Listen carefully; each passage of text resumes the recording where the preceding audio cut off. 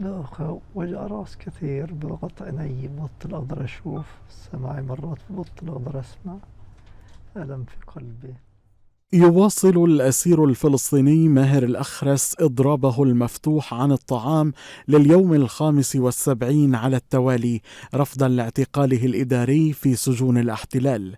هيئة شؤون الأسرى والمحررين حذرت من أن الأسير الأخرس دخل مرحلة خطيرة جدا على المستوى الصحي، وقد يرقى شهيدا في أي لحظة، موضحة إلى أن الأسير الأخرس رفض كافة مقترحات إدارة سجون الاحتلال، والتي تحول دون إنهاء الاعتقال وإنما كسر الإضراب، لافتة أن زوجة الأسير الأخرس بدأت إضرابا عن الطعام واعتصاما أمام مستشفى كابلان الصهيوني، حيث يرقد الزوج في وضع صحي صعب للغاية.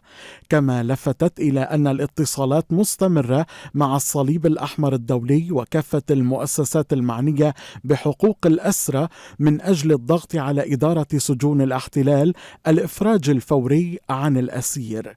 ويعاني الأسير الأخرس من ضعف شديد ونقص حاد في الوزن وصعوبة في الحركة وفقدان للوعي بشكل متكرر.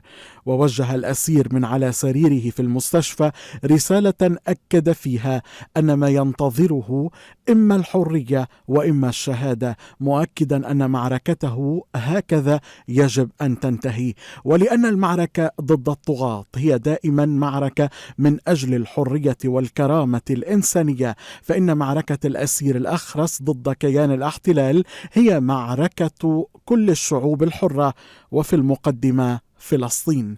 من جهته دعا نادي الأسير كافة جهات الاختصاص والمؤسسات الحقوقية الدولية على وجه الخصوص بالتدخل الجاد لوضع حد لمعاناة الأسير الأخرس وإنقاذ حياته قبل فوات الأوان.